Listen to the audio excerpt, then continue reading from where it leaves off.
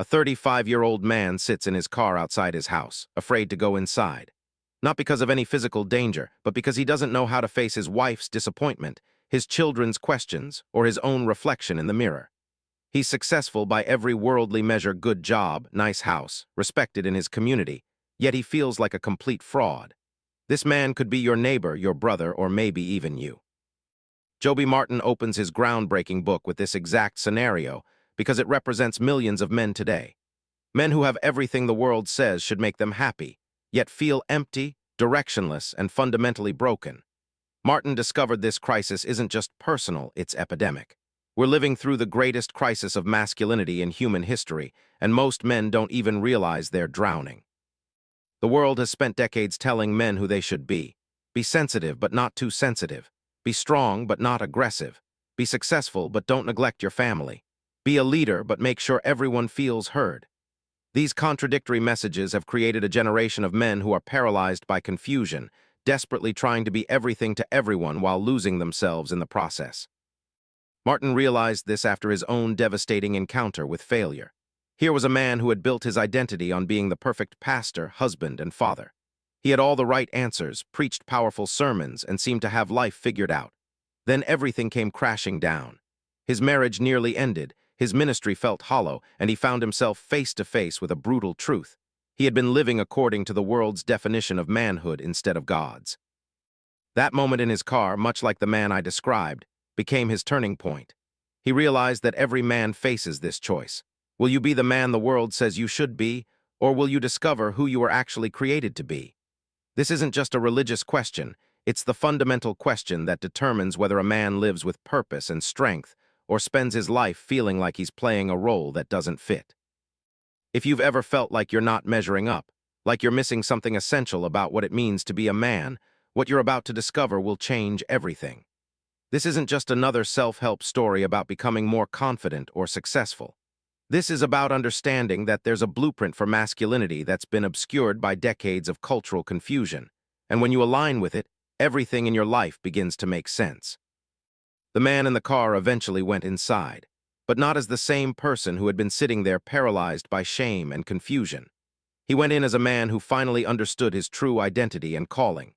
That transformation didn't happen overnight, but it started with a single decision to reject the world's contradictory messages and embrace something far more powerful and authentic. Chapter 1: The Battlefield of Identity.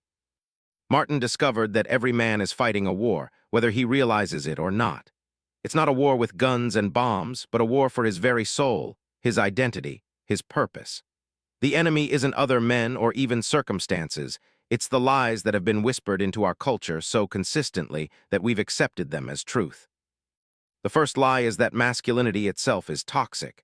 Society has convinced men that their natural instincts to protect, to lead, to compete, to build, are somehow dangerous and need to be suppressed. Men have been told that the very qualities that built civilizations and protected families are now liabilities in the modern world. This has created a generation of men who apologize for their strength and feel guilty about their ambitions. But here's what Martin realized. Suppressing these God-given instincts doesn't make men better. It makes them bitter, confused, and ultimately useless. A man who's afraid of his own strength can't protect anyone. A man who's ashamed of his desire to lead will abdicate his responsibilities. A man who's convinced his competitiveness is wrong will never achieve anything significant. The second lie is even more destructive, that men and women are essentially the same, just with different body parts. This lie has convinced men that they should think, feel, and act exactly like women, which leaves everyone confused and frustrated. Martin learned this lesson painfully in his own marriage when he tried to be his wife's girlfriend instead of her husband. He thought being sensitive and accommodating would make him a better partner, but it actually made him weak and unattractive. Women don't need another girlfriend, they need a man who knows how to be a man. Children don't need a father who acts like a second mother. They need someone who shows them what strength, courage, and principled leadership look like. The workplace doesn't need men who apologize for taking up space. It needs leaders who can make tough decisions and drive results. Martin's breakthrough came when he realized that the culture's definition of masculinity changes every few decades, but God's definition is eternal and unchanging. The world tells men to be whatever feels good in the moment, but God calls them to be something specific, intentional, and powerful. This isn't about returning to some outdated stereotype. It's about understanding that there are fundamental truths about masculinity that transcend culture and time. The third lie is that being a good man means being passive, always agreeable, and never causing conflict. This has produced millions of men who think that avoiding confrontation makes them righteous, when actually it often makes them cowards. Martin learned that sometimes love requires conflict. Sometimes protecting your family means making enemies. Sometimes doing the right thing means standing alone against popular opinion. Real masculinity isn't about being nice, it's about being good. And good men sometimes have to be very hard on evil. Good men sometimes have to say no when everyone wants them to say yes. Good men sometimes have to lead when no one wants to follow. This doesn't make them bullies or tyrants. It makes them men who understand that their strength is meant to serve something greater than themselves. When Martin finally understood this battlefield, everything changed. He stopped trying to be the man his culture wanted him to be and started becoming the man God created him to be. The difference was like night and day. His marriage strengthened because his wife finally had a husband instead of another friend. His children respected him because they saw authentic authority instead of desperate people-pleasing. His ministry exploded because people were hungry to hear from someone who spoke with genuine conviction. But this transformation came with a cost. Living as an authentic man in a confused culture means you'll often stand alone.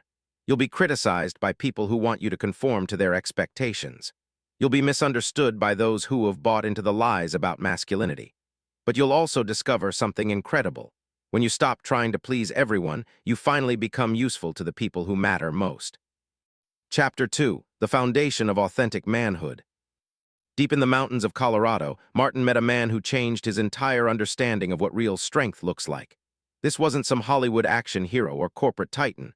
This was a 70-year-old rancher who had spent his life working with his hands, raising cattle, and building something lasting with quiet determination. What struck Martin wasn't the man's physical strength, though he could still outwork men half his age. It was something deeper, an unshakable sense of identity that didn't depend on anyone else's approval.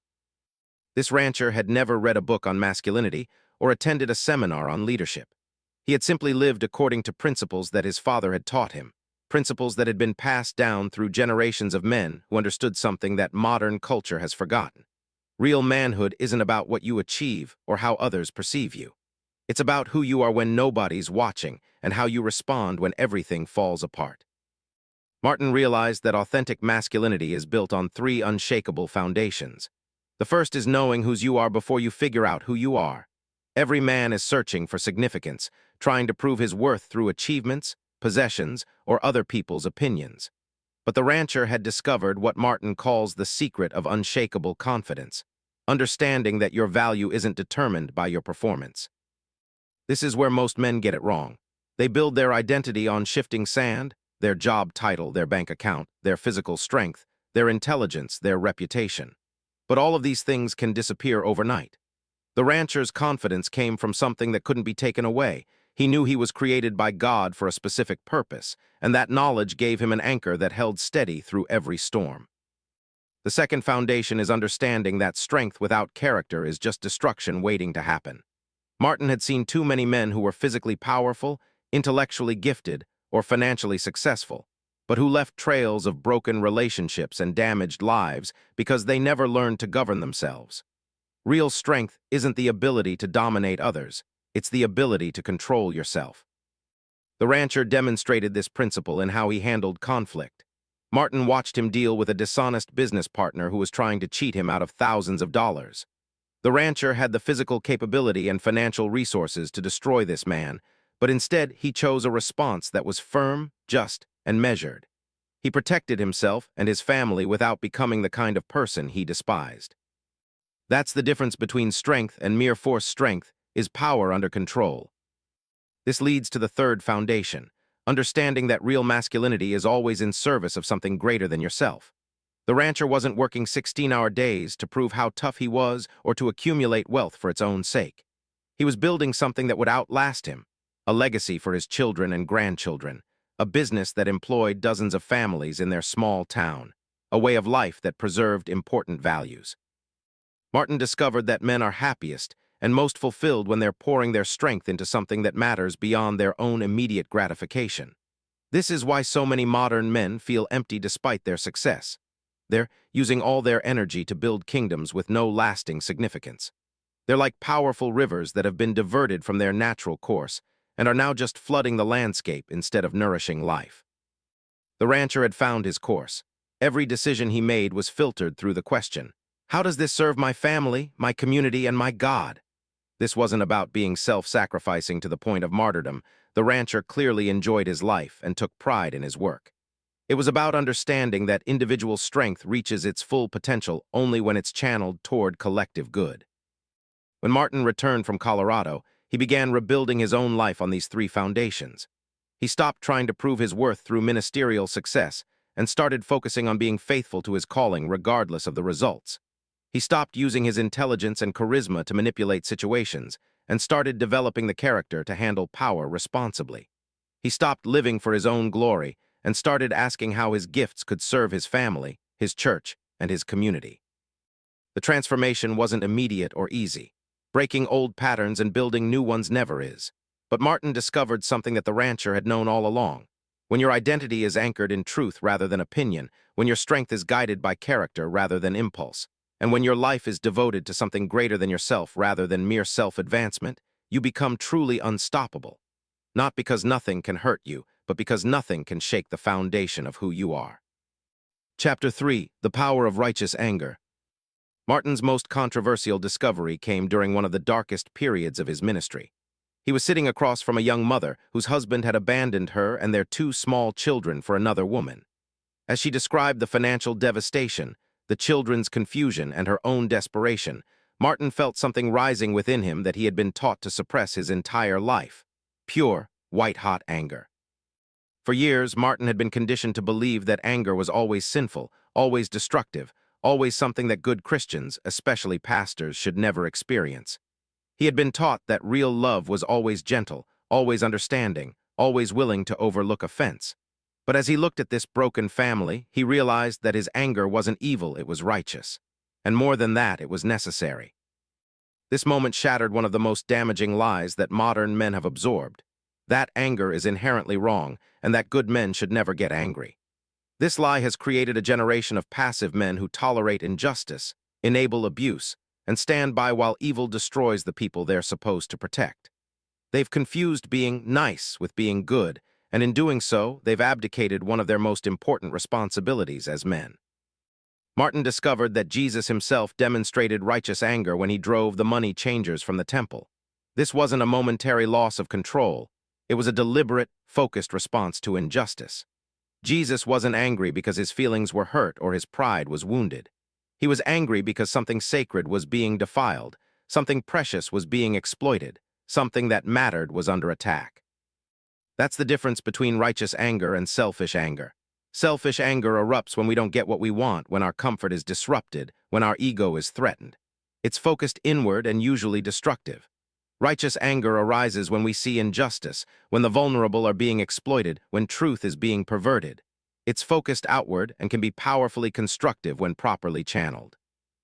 Martin began to understand that his anger toward the deadbeat father wasn't a character flaw. It was a God-given response to a situation that demanded intervention. A man who can watch children suffer and feel nothing isn't spiritual, he's broken. A man who can witness abuse and remain calm isn't mature, he's complicit. A man who never gets angry about anything that matters isn't peaceful, he's powerless.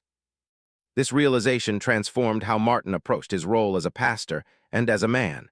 He stopped being afraid of conflict when conflict was necessary to protect people. He started speaking truth even when it made people uncomfortable. He began to understand that sometimes love looks like confrontation, sometimes kindness requires firmness, and sometimes peace can only be achieved through war. But Martin also learned that righteous anger must be carefully controlled and strategically deployed. The same fire that can purify gold can also burn down houses. Anger is like a powerful horse, incredibly useful when properly directed, incredibly dangerous when allowed to run wild. This is why character is so crucial for men. Without character, strength becomes tyranny and anger becomes rage. The key is learning to distinguish between righteous anger and personal offense. Righteous anger is calm, focused, and strategic. It's anger about principle rather than personal slight. It seeks justice rather than revenge. It aims to protect and correct rather than to punish and destroy. Personal offense, on the other hand, is usually hot, impulsive, and self-serving. It's about wounded pride rather than violated truth. Martin developed what he calls the 24-hour rule for his anger. When something made him angry, he would wait 24 hours before responding. If he was still angry after 24 hours, and if the anger was about principle rather than personal offense, then he knew it was likely righteous anger that deserved a response. If the anger had faded, or if he realized it was really about his own hurt feelings, then he knew it was selfish anger that needed to be dismissed. This principle revolutionized his marriage. Instead of suppressing his concerns about his wife's spending habits because he didn't want to seem controlling, he learned to address them directly because they affected their family's financial security. Instead of ignoring his children's disrespectful behavior because he wanted to be the fun dad, he started correcting them because their character was at stake. Instead of avoiding difficult conversations with church members because he wanted to be liked, he started having them because people's spiritual growth was more important than his popularity. The results were immediate and dramatic. His wife respected him more because she finally had a husband who was strong enough to lead instead of just accommodate. His children obeyed him more readily because they understood that his authority was rooted in love rather than mere preference. His church members trusted him more deeply because they knew he would tell them the truth even when it was hard to hear. Martin discovered that righteous anger, properly channeled, becomes one of a man's most powerful tools for protecting what matters and creating positive change. It's the fuel that drives men to fight injustice, defend the vulnerable, and refuse to accept the unacceptable. Without it, men become passive observers of life rather than active participants in the great battle between good and evil. Chapter 4, Leading When No One Wants to Follow. The hurricane was bearing down on their small coastal town, and the evacuation order had been given. But Martin's neighbor, an elderly man named Frank, refused to leave his house. He had lived there for 40 years, survived 3 previous hurricanes, and wasn't about to be driven out by another one. His adult children were frantic, the local authorities were frustrated, and everyone was looking to Martin as the pastor to somehow convince Frank to see reason. This is where Martin learned one of the most difficult truths about leadership. Sometimes you have to make decisions that nobody likes, including yourself. For hours, Martin sat with Frank, listening to his stories, understanding his perspective, and respecting his autonomy. But as the storm grew closer and the situation became more dangerous, Martin realized that being a leader sometimes means overruling people's preferences to protect their welfare. The decision Martin made that day to physically help Frank's family remove him from his house against his will taught him something crucial about masculine leadership. It's not about being popular, accommodating everyone's desires, or avoiding conflict. It's about having the courage to do what's right even when everyone thinks you're wrong, even when you're not sure yourself, even when the consequences fall entirely on your shoulders. Modern culture has created massive confusion about leadership by suggesting that good leaders are always collaborative, always consensus-building, always making sure everyone feels heard and valued. While these can be important leadership tools in certain situations, Martin discovered that they're not the essence of leadership. The essence of leadership is taking responsibility for outcomes that affect other people, which sometimes requires making unpopular decisions based on information and principles that others don't understand or accept. Frank survived the hurricane because he wasn't in his house when it was destroyed.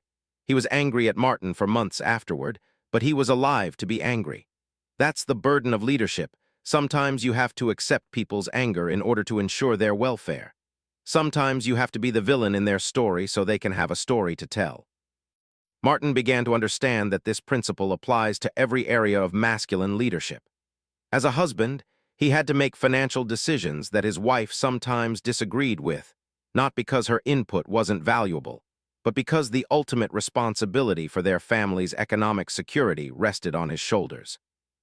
As a father, he had to enforce rules and consequences that his children resented, not because he enjoyed their displeasure, but because their character development was more important than their temporary happiness. This doesn't mean that good leaders are dictators who ignore input and bulldoze over opposition. Martin learned to distinguish between consultation and decision-making. He consulted widely, listened carefully, and considered multiple perspectives. But when it came time to make the decision, he made it based on his best understanding of what was right and necessary, regardless of how popular it would be. The most difficult part of this kind of leadership is accepting that you'll often be wrong. Martin made dozens of decisions that, in retrospect, were mistakes. But he learned that the alternative to making imperfect decisions as a leader is to avoid making decisions at all, which is actually the worst decision of all. When leaders abdicate their responsibility to choose, they don't eliminate the consequences. They just ensure that the consequences will be worse because no one is steering the ship. Martin's breakthrough came when he realized that people don't actually want leaders who always make them happy. They want leaders who can be trusted to make hard decisions well. His congregation didn't need a pastor who told them only what they wanted to hear. They needed someone who would speak truth, even when it was uncomfortable. His family didn't need a father who was always fun and accommodating. They needed someone who would guide them toward what was good for them, even when they couldn't see it themselves. This principle transformed his approach to every relationship and responsibility. Instead of trying to manage everyone's emotions and preferences, he started focusing on managing outcomes and taking responsibility for results. Instead of avoiding conflict to maintain surface harmony, he started engaging conflict to achieve deeper health. Instead of seeking popularity, he started seeking effectiveness. The surprising result was that people actually respected him more, not less. Even when they disagreed with his decisions, they trusted his character and his commitment to their welfare. Even when his choices were unpopular, they appreciated having someone who was willing to bear the weight of responsibility. Even when he made mistakes, they valued his willingness to learn and adjust without abandoning his role as leader. Martin discovered that this kind of leadership requires tremendous inner strength and security. You have to be rooted in something deeper than other people's approval or disapproval. You have to find your identity in your calling and character rather than in your popularity or success. You have to be willing to be misunderstood, criticized, and sometimes even rejected for the sake of doing what you believe is right. But when you lead this way, something powerful happens. Other people start to become stronger too. When they see someone willing to take responsibility and make hard decisions, they're inspired to do the same in their own areas of influence. When they experience the security of having someone who won't abandon his post when things get difficult, they develop the confidence to take risks and pursue growth. When they witness leadership that serves something greater than itself, they're motivated to align their own lives with higher purposes. Leadership isn't about having all the answers or never making mistakes. It's about being willing to stand in the gap between where things are and where they need to be, and taking responsibility for moving everyone toward the better outcome, regardless of the personal cost. Chapter 5: The Art of Sacrificial Strength. At 3 a.m., Martin's phone rang. It was Tom, a man from his church whose teenage son had been arrested for drunk driving. Tom was broke, his wife was hysterical, and he had no idea how to navigate the legal system or help his family through this crisis. Most pastors would have offered prayers and perhaps a referral to a lawyer. But Martin did something different. He got dressed, drove to the police station, and spent the next 12 hours walking Tom through every step of the process, using his own connections and resources to help this family he barely knew. That night, Martin learned something that completely changed his understanding of what it means to be strong. He had always thought strength was about what you could take, how much pressure you could handle, how much weight you could lift, how many obstacles you could overcome for yourself. But sitting in that police station, watching a broken father trying to figure out how to help his son, Martin realized that real strength is about what you can give, how much you can sacrifice for others without losing yourself in the process. This revelation shattered another lie that modern culture tells men, that looking out for yourself is the highest virtue and that sacrifice is weakness. Men have been taught that putting others first makes them doormats, that generosity makes them vulnerable, that selflessness makes them stupid. But Martin discovered something that strong men have always known. The greatest strength is the strength that serves others, and the most powerful men are those who use their power to lift others up rather than to elevate themselves. The difference between strength and mere toughness became crystal clear. Toughness is about protecting yourself, building walls, and making sure nothing can hurt you. Strength is about protecting others, building bridges, and making sure you can absorb damage so that those under your care don't have to. Toughness is defensive and self-focused. Strength is offensive and others-focused. Martin began to see this principle everywhere he looked. The strongest fathers weren't those who demanded respect and obedience for their own comfort. They were those who sacrificed their time, energy, and resources to build character and capability in their children. The strongest husbands weren't those who insisted on having their own way. They were those who used their strength to create security and opportunity for their wives. The strongest leaders weren't those who accumulated power for themselves. They were those who developed power in others. But Martin also learned that sacrificial strength is not the same as doormat weakness. This is where many good-hearted men get confused and end up being taken advantage of. The difference is intentionality and boundaries. Weak men sacrifice because they're afraid of conflict or desperate for approval. Strong men sacrifice because they choose to, for specific people and purposes that align with their values and calling. Tom's situation taught Martin about the art of strategic sacrifice. Martin didn't help every person who called him with problems. That would have left him burned out and useless to everyone. But he helped Tom because Tom was genuinely trying to be a good father in a difficult situation, because the help was needed and within Martin's capacity to provide, and because it served the larger purpose of strengthening families in his community.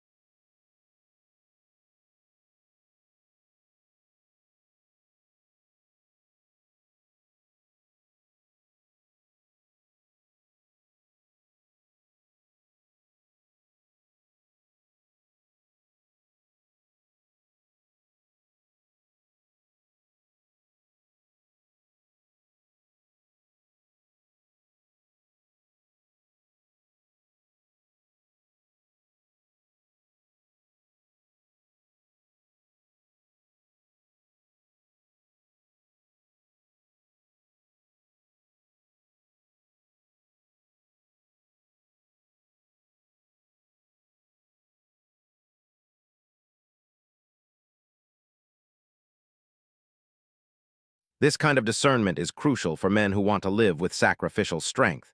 You have to learn to say no to some requests so you can say yes to the right ones. You have to protect your resources so you can deploy them effectively when they're truly needed. You have to maintain your own strength so you can continue being strong for others.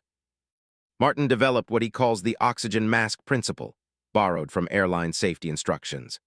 Flight attendants always tell passengers to put on their own oxygen mask before helping others, not because they're being selfish, but because an unconscious person can't help anyone. Similarly, men who want to live sacrificially must maintain their own physical, emotional, and spiritual health so they can continue serving others effectively. This meant Martin had to establish boundaries around his time, energy, and resources. He had to learn to delegate responsibilities instead of trying to do everything himself. He had to develop the discipline to rest, exercise, and nurture his own relationship with God so he wouldn't burn out from constant giving. He had to build systems and structures that allowed him to help people sustainably rather than sporadically. The results were transformative.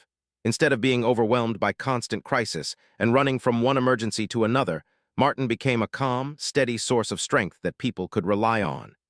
Instead of being depleted by his generosity, he was energized by it because it flowed from abundance rather than scarcity. Instead of feeling taken advantage of, he felt powerful because he was choosing how to use his strength rather than having it drained from him. Martin discovered that sacrificial strength creates a positive cycle. When you use your strength to serve others strategically and sustainably, you actually become stronger. The gratitude and loyalty you generate create support systems that enhance your capacity. The skills you develop through helping others become assets you can use in your own challenges. The reputation you build as someone who can be counted on opens doors and creates opportunities that benefit everyone in your sphere of influence. Most importantly, Martin learned that sacrificial strength is what separates men from boys, regardless of age. Boys use their power to get what they want for themselves. Men use their power to create what's needed for others. Boys see strength as a tool for personal advantage. Men see strength as a responsibility for collective benefit. Boys measure their success by what they accumulate. Men measure their success by what they contribute. This understanding transformed every relationship and responsibility in Martin's life. He stopped asking, "What can I get from this situation?" and started asking, "What can I give to this situation?" He stopped trying to minimize his obligations and started looking for opportunities to maximize his positive impact. He stopped hoarding his resources and started investing them in people and purposes that would outlast him. The ultimate revelation was that sacrificial strength isn't really a sacrifice at all, it's an investment.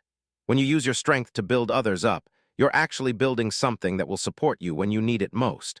When you create value for others, you create a legacy that gives your life meaning beyond your own immediate experience. When you serve something greater than yourself, you become greater than you ever could be on your own. Chapter 6, Building What Lasts. Martin stood in his grandfather's workshop, surrounded by furniture that had been built 60 years ago and was still as solid and beautiful as the day it was made. Every joint was perfect, every surface smooth, every detail crafted with the kind of care that modern mass production has forgotten. As he ran his hands over a dining table that had hosted thousands of family meals, Martin realized he was looking at something that most modern men have lost: the ability to build things that last longer than their own lifetime. This wasn't just about woodworking. Martin's grandfather had also built a marriage that lasted 57 years, raised 4 children who became productive adults and loving parents themselves, established a business that employed dozens of people in their small town for decades, and created a reputation for integrity that opened doors for his family long after he was gone. Everything he touched seemed to get stronger and more valuable over time. Martin contrasted this with his own generation of men, who seemed obsessed with quick fixes, immediate gratification, and disposable solutions. They changed jobs every few years, moved houses regularly, discarded relationships when they became difficult, and measured success by how quickly they could accumulate wealth rather than how steadily they could build value. They were optimized for speed rather than durability, for efficiency rather than excellence, for personal gain rather than generational benefit. The difference, Martin realized, was in their approach to time. His grandfather thought in decades and generations, while modern men think in quarters and years.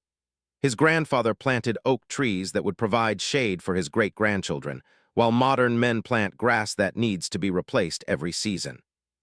His grandfather built his life like he built his furniture, slowly, carefully, with attention to details that wouldn't be visible until years later, but would determine whether the whole structure would hold up under pressure.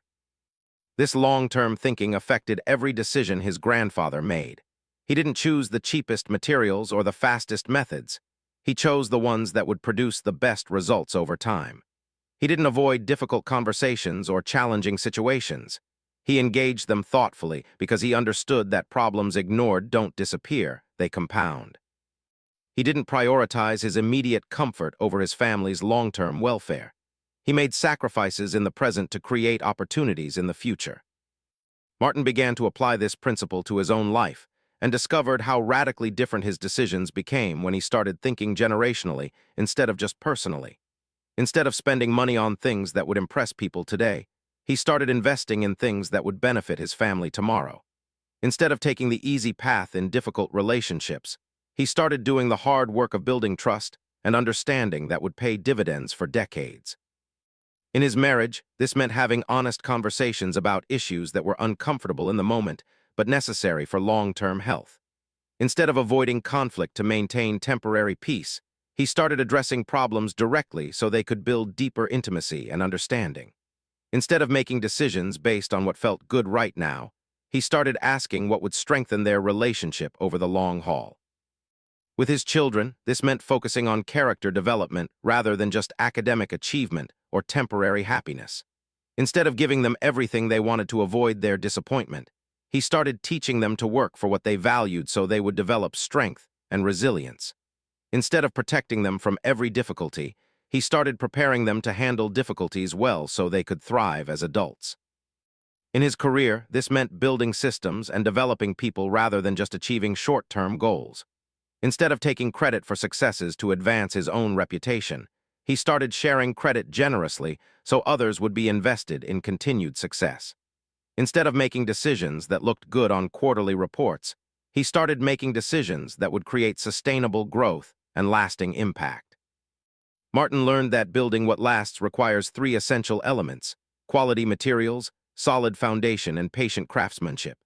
In human terms, this translates to good character, clear principles, and consistent effort over time.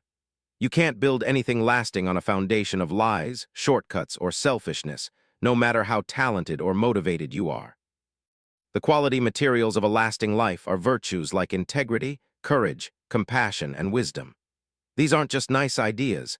They're the raw materials that determine whether your life will stand up under pressure or collapse when tested. Just as his grandfather wouldn't use cheap wood for furniture that needed to last, Martin learned that he couldn't use cheap character for a life that needed to matter. The solid foundation is a clear understanding of what you believe and why you believe it. Martin's grandfather built his life on the foundation of faith in God, love for family, and commitment to community. These weren't just sentimental values. They were load-bearing beliefs that supported every other aspect of his life. When storms came, and they always do, these foundations held firm because they were anchored in truth rather than opinion. The patient craftsmanship is the daily discipline of making decisions that serve your long-term vision rather than your immediate impulses. It's the unglamorous work of showing up consistently, doing the right thing when no one is watching, and staying committed to people and principles even when it costs you something in the short term. Martin discovered that this approach to life is profoundly countercultural in a society that values instant gratification over delayed satisfaction, personal happiness over collective responsibility, and individual achievement over generational impact. Living this way often means saying no to opportunities that would advance your immediate interests in order to say yes to responsibilities that will benefit others over time. But the rewards are extraordinary. When you build your life with the intention of creating something that will outlast you, you tap into a source of meaning and motivation that transcends your own limited existence. When you make decisions based on how they will affect people you love decades from now, you find the strength to persevere through temporary difficulties. When you measure success by the lasting value you create rather than the immediate benefits you receive, you discover a satisfaction that external circumstances can't diminish. Martin's grandfather had been dead for 10 years, but his influence was still growing. The furniture he made was being passed down to great-grandchildren who would treasure it for their entire lives. The business principles he established were still guiding decisions in the company his son now ran. The character he modeled was being reflected in the choices his descendants made decades later. The love he invested in his family was multiplying exponentially as each generation learned to love well because they had been loved well. That's the ultimate test of a man's life, not what he achieves for himself, but what he builds for others. Not how much he accumulates during his lifetime, but how much value he creates that will continue growing after he's gone. Not how successful he becomes, but how significant his contribution turns out to be. Chapter 7. The Legacy of Authentic Manhood. 25 years later, Martin received a letter that changed everything he thought he knew about success. It was from Jake, a teenager who had been in Martin's youth group decades earlier. Jake was now a father himself, writing to tell Martin about a moment that had happened the week before. Jake's own teenage son had been caught lying about something significant, and Jake found himself in that terrible parental moment where you realize your child's character is being formed by how you respond right now. Instead of exploding in anger or lecturing endlessly, Jake remembered something Martin had done all those years ago when Jake himself had been caught in a lie. Martin had sat quietly with him, helped him understand why lying was destructive not just to others but to himself, and then walked him through the difficult process of making it right. "I realized I was using your voice to parent my son," Jake wrote. "And then I realized that you were probably using someone else's voice to parent me. That's when I understood what real manhood is about. It's not about being the strongest or the smartest or the most successful. It's about being a link in a chain of men who pass down something essential from one generation to the next." This letter crystallized everything Martin had learned about authentic masculinity. It's not ultimately about individual achievement or personal fulfillment. It's about being part of something larger and longer than any single lifetime. Real men understand that they are stewards of masculinity itself, responsible for modeling it well so that the boys watching them will know how to become good men themselves. Martin began to see his entire life differently. Every interaction with a young man was an opportunity to demonstrate what healthy masculinity looked like. Every decision he made in his marriage was teaching someone's future husband how to treat a wife. Every way he handled conflict was showing someone how to be strong without being destructive. Every moment of integrity was proving to someone that good men really do exist. This realization brought both tremendous responsibility and incredible freedom. The responsibility was sobering, knowing that boys and young men were watching him and learning from him, whether he intended to teach or not. But the freedom was exhilarating, understanding that his life could have impact far beyond his own immediate circumstances and achievements. Martin started intentionally investing in the next generation of men, not just through formal mentoring or teaching, but through the simple act of living authentically in front of them. He let them see him struggle with difficult decisions instead of pretending he had all the answers. He showed them how to apologize sincerely when he made mistakes instead of covering up his failures. He demonstrated how to love his wife consistently instead of just performing for public consumption. The results were remarkable. Young men started seeking him out for advice and guidance. Fathers started asking him to speak into their sons' lives. Even men his own age began looking to him as an example of how to navigate the challenges of modern masculinity without losing their essential manhood. But Martin also discovered something unexpected. The men who had the greatest impact on him had often been unaware of their influence at the time. His grandfather probably never knew that a conversation they had when Martin was 12 had shaped his understanding of work ethic for his entire life. His high school coach probably didn't realize that his example of controlled strength had given Martin a template for leadership that he used decades later. His mentor in ministry probably had no idea that his demonstration of sacrificial love had taught Martin how to pastor with both truth and compassion. This taught Martin that you don't have to be perfect to be influential. You just have to be authentic. Young men aren't looking for flawless heroes. They're looking for real men who are honestly trying to live with integrity. They can learn as much from watching you handle failure well as they can from watching you achieve success. They need to see that good men face the same temptations, struggles, and doubts that they do, but respond to them differently.